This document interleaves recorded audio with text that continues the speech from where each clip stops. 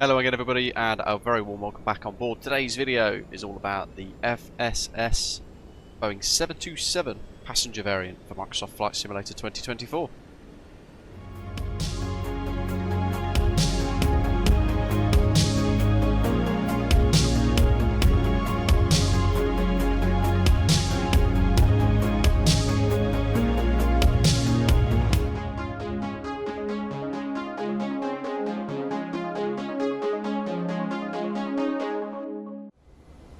So wherever you are in the world, a very warm welcome back on board. Today this has been a bit of a long overdue video actually. It's an aircraft which I think beautifully suits the Olympic livery actually, and it's one that I've been interested in for a little while now.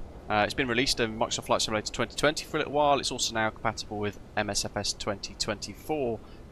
We've used the freighter previously in the past, and this one is the passenger version. So this is a proper first look here at Athens for a flight down to Santorini today. As always, hit like, hit subscribe, share your thoughts down in the comments section below. First important thing of the day is that they've added a toilet with flusher for those of you who want that rather special version of immersion in your flight sim experience. The cabin area looks really quite nice. Very old school vibe to it, and custom liveries mean that there's custom safety demonstration cards, for example, as well. The old school kind of panel ceiling as well, with the big orange button for the passenger call bell. Remember those on the 757s as well when I flew for TUI as cabin crew back in the day.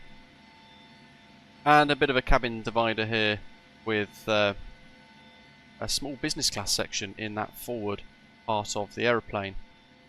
The no smoking signs and seatbelt signs are animated. They illuminate in the cabin based on the condition of the lever in the flight deck, and we've also got that really complicated flight engineers panel as well to have a little look at. So we're going to commence boarding. We'll walk into the flight deck, have a little look here for the first time. Really good detail, and as you can see here in the engineers station, there's a whole lot going on. We've got a very handy checklist for us to make use of here, which is pretty useful, working through all of those if you wish for that manual bit of life. And then if you like me, you might want to make use of, for example, the pre-flight check feature. There's a clipboard down here which, if you click, gives you a variety of options.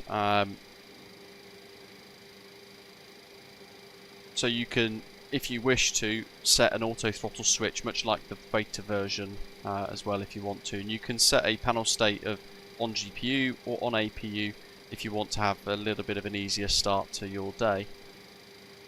But you can set all of this up as you want. It's got a GNS 530 for those of you who like the Garmin system, the really cool Siva A or Siva INS, which we've used in the freighter one in the past.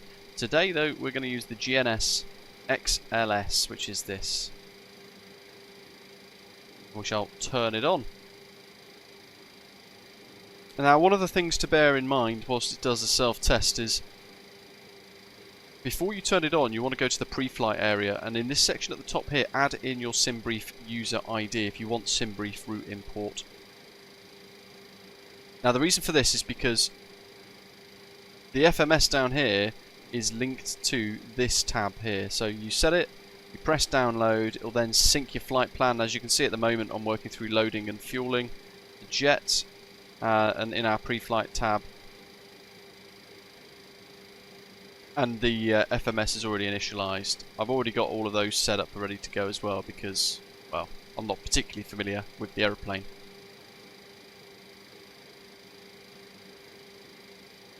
But we shall give it a go.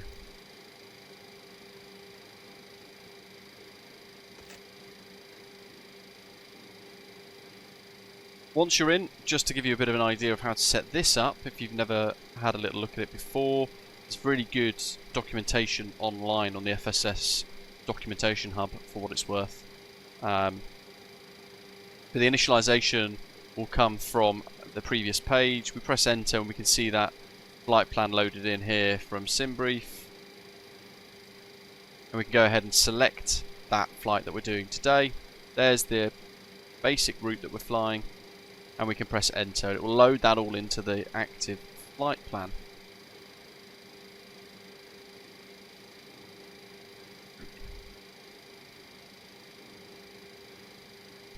This FMS is capable of RNAV approaches, although in a very kind of basic sense, because it's not a very modern aeroplane. So there is an element of potential inaccuracy with the way the RNAV, lateral and vertical guidance, works with this much older autopilot system. That's something to bear in mind should you be flying this thinking you're going to shoot an RNAV approach right down to minimum. You're going to have to watch it very carefully regardless. We're going to set up for a departure here at Athens. We're going to go to the KA2 Foxtrot departure. So we're going to select that twice for depart, enter. We're departing on 21 left, which is that section. And the KA2 Fox is that first option there. So very easy to set all of that up, like so. The aircraft with that hold button is also capable of holds. Really easy. Effectively, you cycle through. If I just go onto the nav flight plan list here, next page, you can cycle through and select which waypoint, say Netis. You can press hold, for example, and then you can set your entry and exit modes up as required by clicking about a little bit. And if you want to turn it off, say for example you've not set up your SimBrief flight plan in the EFB clipboard yet, you can turn it off by pressing and holding the on button here for 3 seconds. This FMS will switch off. You can then sort out the clipboard with your SimBrief route import and then press on again for it to resync itself. And during that self-test it will basically pull in your SimBrief data fresh, which is pretty neat. So there's a way around it if you kind of get into it and realise you've missed a step potentially.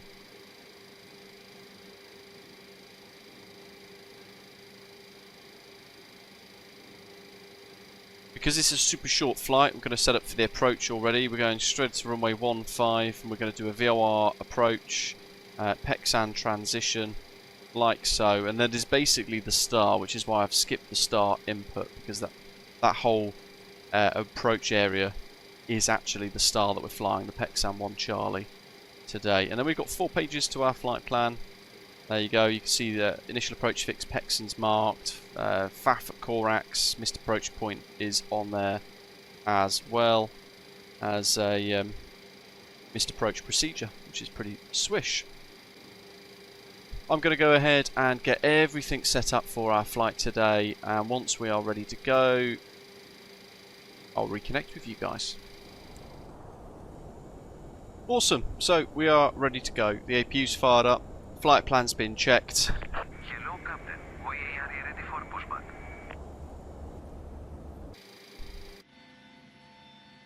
And I've set up a few little custom views for us to dive into today as well, just to kind of make most of enjoying this aeroplane. There's the fasten seatbelt signs and no smoking signs illuminated, so I did mention that a moment ago. Something to bear in mind there. Departure checks completed. Bypass been inserted.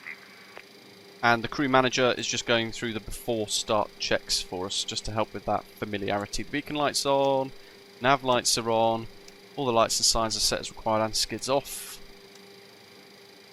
Radios are set.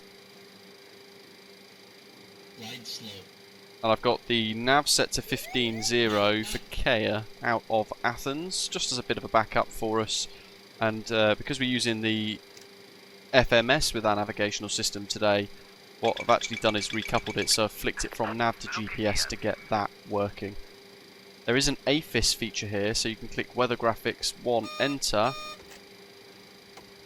and then what you can see is your flight plan route input into the aeroplane, which is a pretty cool feature. Right, so we are ready to go. Let's get the parking brakes off. We clear the phone for now, so we can just click there and it disappears off into that corner.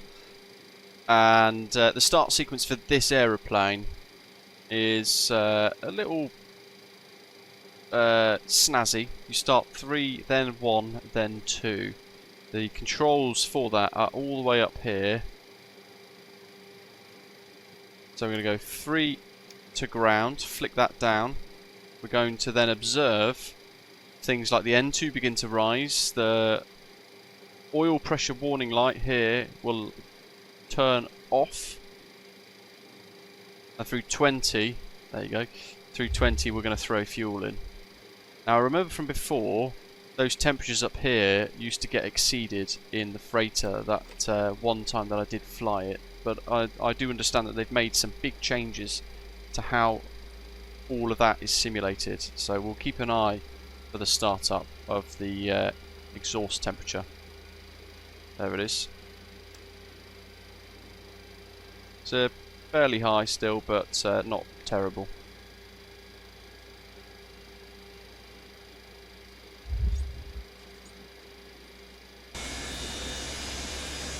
Sounds on this are actually pretty decent.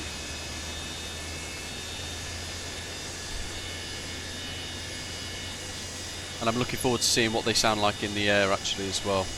So everything I've experienced so far on the ground, interior and external sounds have been pretty good.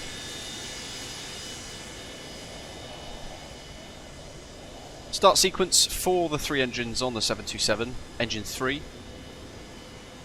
Engine 1 and then Engine 2. The aircraft can do power backs if you like the old school kind of reverse thrust out of the stand job, which I know the Americans loved with the Mad Dogs years ago as well. I say that years ago, it was fairly recently that they stopped flying. They're still doing them in places like Dallas.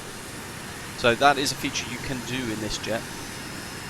But if you're going to push back like I've done conventionally with a pushback tug, then you can start 3, but you've got to wait until that tow truck has been disconnected before you're technically allowed to start 1 and 2. So that's everything all set, that's all good.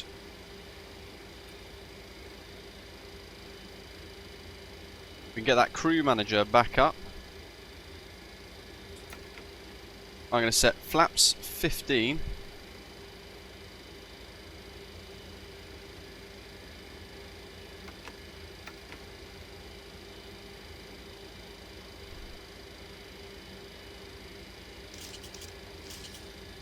We'll set flap 15, that's all set. Initial altitude to 6 is set after start checks.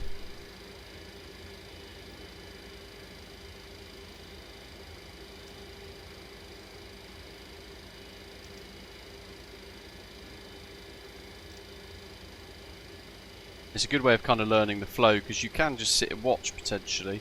Auto brakes are in a weird position, they're up here by the way. But that is something that the kind of artificial engineer here will help you with your pre-takeoff checks. You might find as well, from what I've read, that when you set takeoff trim to 2.5, it might not actually set in here properly, in the sense that it will then deactivate the config warning noise when you start to power up on the runway. So if you give it a little tickle up and down, you should get the right setting, he says. We'll find out if that advice is correct. After start checks are in progress, we'll continue with taxi anyway.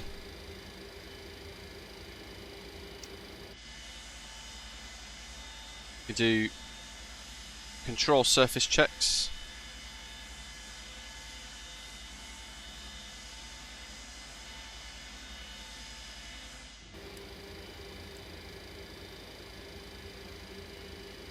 And we can check them using the little display there as well, underneath the total air temperature. For example,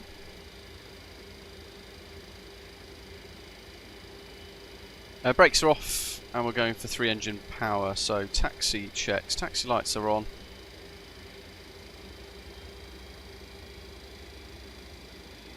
Check of the brakes.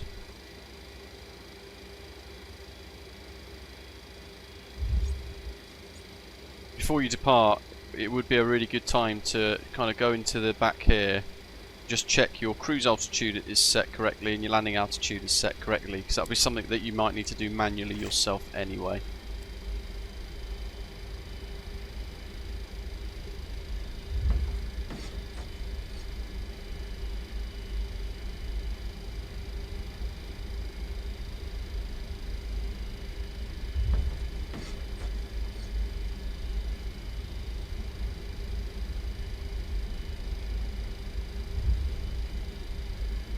And another thing to bear in mind just as we taxi out to the runway, because you're so low down to the ground, you have a bit of a sense of speed, as you can see here.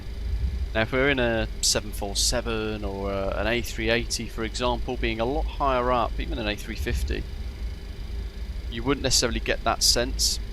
This is almost kind of, see it as a sports car versus an SUV. When you're in a higher vehicle, when you're driving a higher vehicle, you don't get that sense of speed, but when you're sat lower to the ground, you get that whoosh effect, like here, just a little bit more. Windows do open as well, and close, with a nice animation and some noises.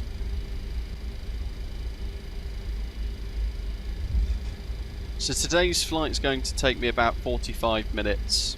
We'll switch over to that VOR based approach when we get towards Santorini. This is again, as a reminder, an aeroplane I'm really not particularly familiar with, so I'm leaning heavily on the crew manager here, which I find a really good feature, to be fair. For what it's worth, I've got massive problems with the FSS E-jets. I think that aeroplane, for example, is it's an example of how the community's been taken for a bit of a ride. If I'm being brutally honest, that's my opinion. A lot of potential, but very little progress over time, and that's not really good enough. This, from what I understand, like the freighter version, has been done by a slightly different team within FSS. A bit of a convoluted structure to the company, it seems, I don't know. But this is a completely different level of quality, I think, from what I've experienced so far. Certainly from my flights previously in the freighter as well. It's a bit of a different package entirely. Before takeoff checks.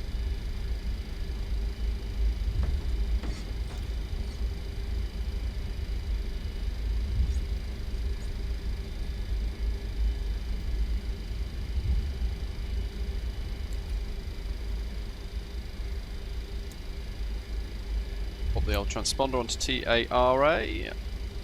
Flight crew assistant, first officer, has done the checks for me. I'm going to turn the runway turn-off lights on now as well,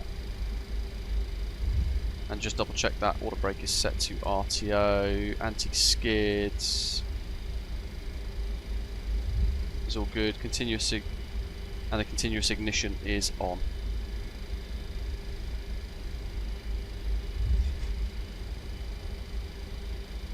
There we go, that's now green.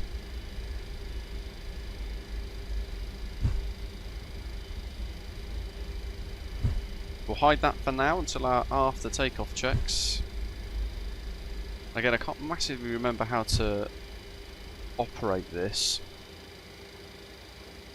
so I'll make sure I've got my charts ready. Looks like a change to the runway at Santorini, which is not ideal.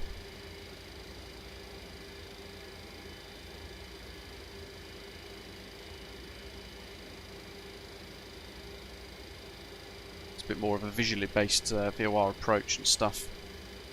Okay, so sticks forwards.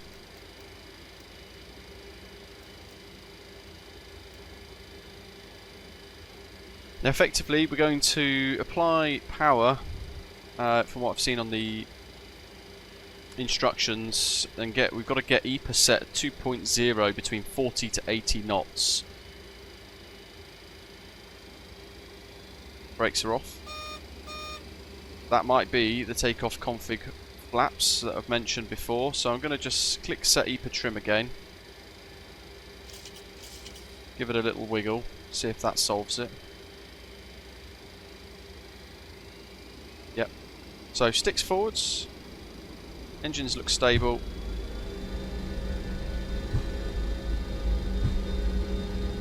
Power set. Speed's alive. Engine T's and P's are good. 80 knots. 100 knots. Keeping that stick pressure forwards for now. Till about now. V1 rotates. V2. Gently back. Careful of any tail strikes. Positive rate gear up. Just flick that onto VL mode for now, because that's going to give us our guidance for the departure. We don't want to go any more than 17 or so degrees nose up. So we'll keep flying like so. We'll look down here, get the little tablet-y debris up. Runway turn-off lights can come off. Taxi lights as well, to be fair. After takeoff checks.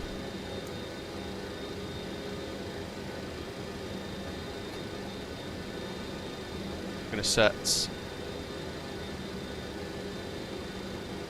1.8 for EPA, I believe. Get that nose slightly forwards. And then we can look down here. Autopilot engage, nav lock.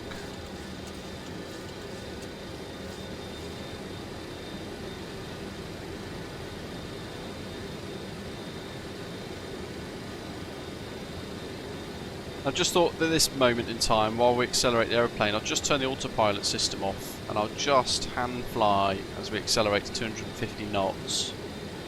And it feels pretty good. Quite easy to trim, quite easy to handle. We'll go back into nav lock, autopilot on. Alt select arm for 15,000, it's really important. We'll go for speed hold at 250.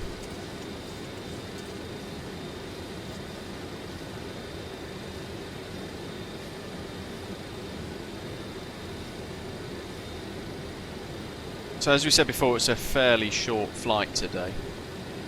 What we're going to have to do is a bit of a change of tack with the arrival procedure. So as we're flying en route, what we'll need to do is change the approach.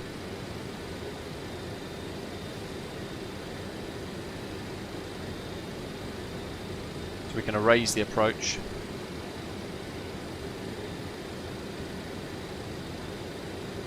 And we can add an arrival now.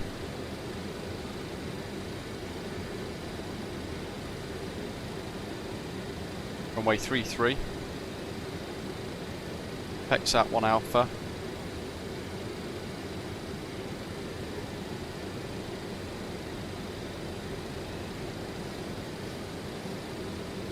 And then we build the approach to our A.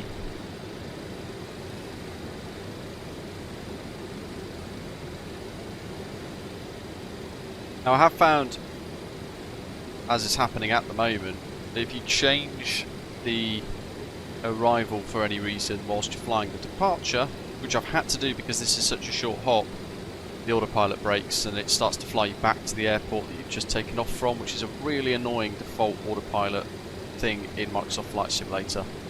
But it is what it is. I think it's one of those features that I've probably forgotten about, should have known better for actually.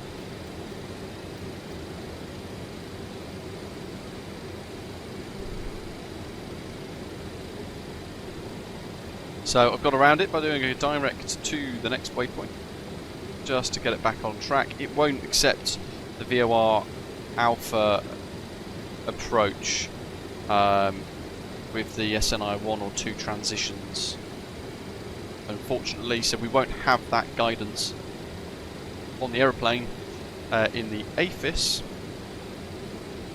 down here. But what we will do is be able to actually just deal with it using the compass and the ODI. In the air then, nice to be back in an old aeroplane, to be fair. The livery here for the Olympic 77 looks superb. It suits the aircraft wonderfully.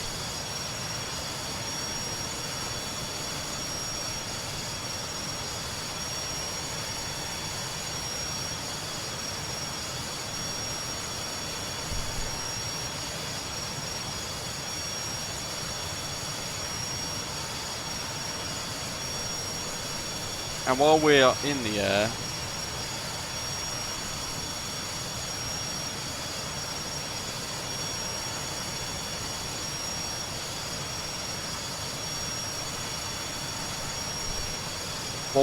I'll just change the time forwards to a bit more of a night time.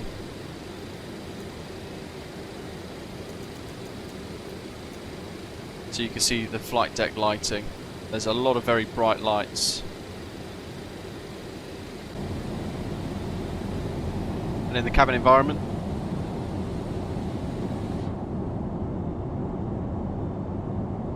some fairly decent in-flight sounds. There's a distinctive zone between flight deck noise and cabin zone as we got to that forward galley though, but otherwise really nice.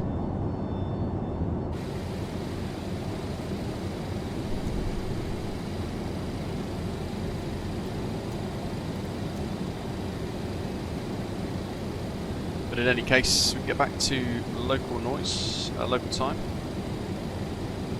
and begin the prep for the descent.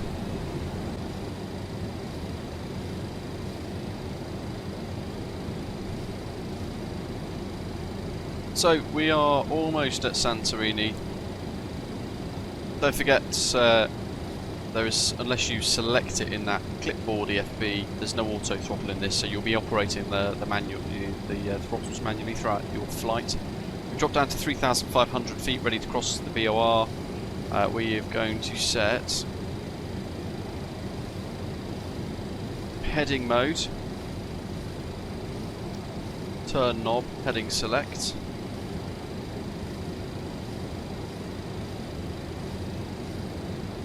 Approach is complete. I now need to flick that to nav.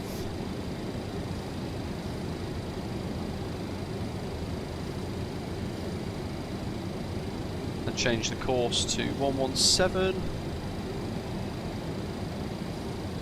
When we cross the VOR,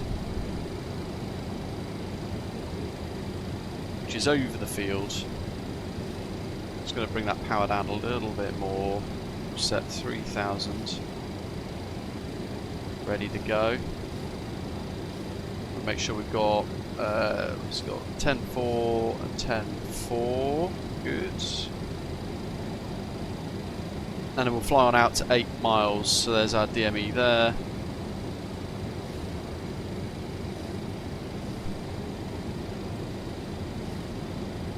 Start the turn about 2 miles. Increase drag on the airframe now. 3,000 is set. We'll basically begin the turn, and then when we're lined up with the runway at 8 miles, we'll begin to turn final approach.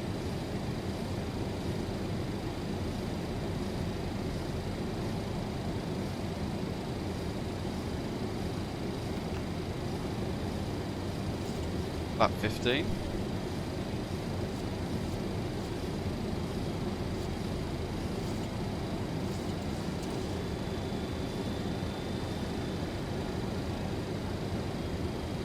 Sorting out the speed.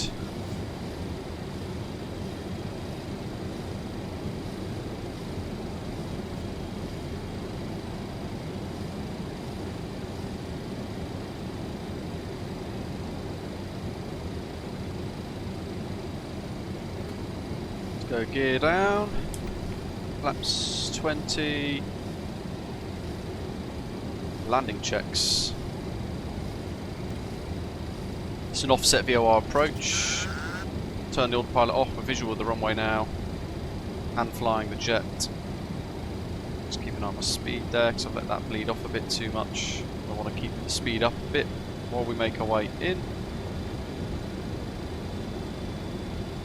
160 is fine. Again, remember there's no auto throttle.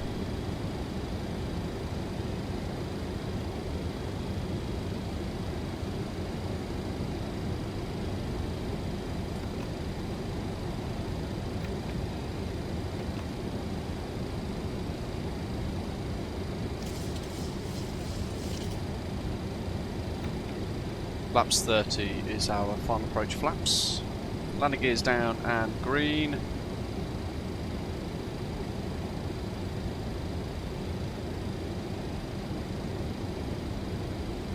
more flaps, more drag. So I just need to kind of put a bit of more power in the aeroplane. It does fly the approach slower than a lot of the others that we'd be used to, so at the minute it's sitting quite happily at 150 knots. Instead of just chasing speeds, I'm just going to let it settle at that, get it trimmed, so I can take my hand off the yoke now. Perfect, lovely. And that's holding that quite nicely. Small correction to the right. Pitch is looking okay. 4 miles. 2,000. Minimum. Check. Continue.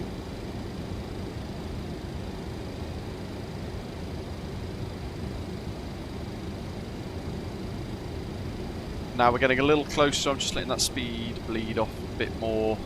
Sort of VREF +5. There's a red little notch on my speed indicator. That's what I'm focusing on the most.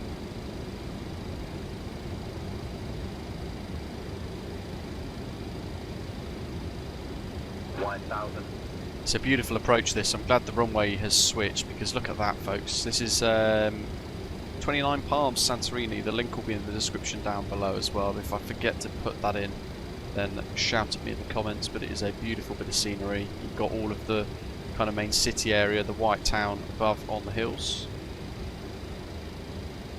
I'm going to drop a bit of power here because we've got 4 white whilst I've been chatting away. 500. Over the beach. 400.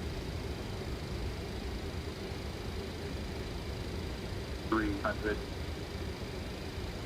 Correction to align with the runway. 200. Speed's good.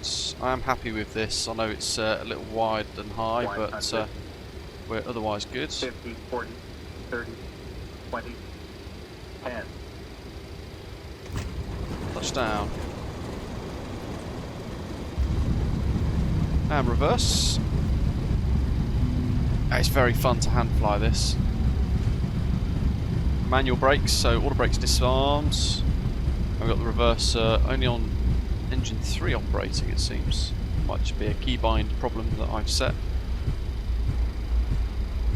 But I'll get rid of that to stop any asymmetric reverse thrust issues.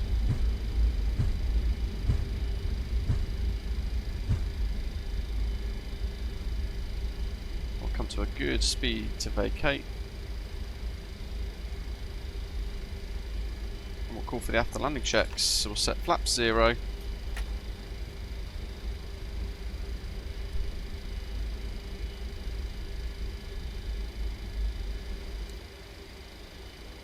And we'll turn on in here at stand 4.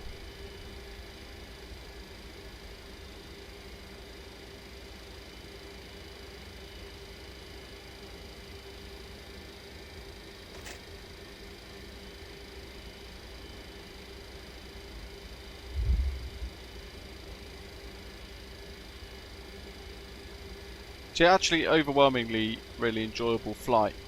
There are the quirks you've got to kind of work around naturally, with the default autopilot seemingly being a bit of a problematic beast in the aeroplane, catching us out on that departure, but it's something I think if you bared in mind you'd actually be able to work around. But everything else worked beautifully well, and hand flying it is pretty good as well. That's brakes on. Now they are. After landing checks are complete.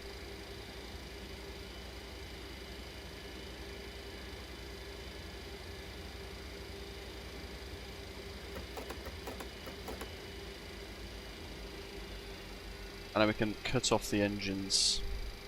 Here's the jet on short final. There's us doing that final correction to be aligned with the runway. So good, isn't it? It looks great. There's the touchdown. Holding that nose wheel up. And then there's the nose wheel touching down as well. And then just to finish off for you folks watching, I hope you've enjoyed this video and a little look at the FSS 727 passenger variant in Microsoft Flight Simulator. It is a really enjoyable add-on actually. I've got to get my head around some of the older aeroplane quirks, but they've done a wonderful job of this. So hit like, hit subscribe, share your thoughts down in the comments section below. I'm going to go and enjoy a gin and tonic hit in Santorini. All the links will be below in the description. In the meantime, as always, thank you very much for watching. And I'll see you next time. Take care.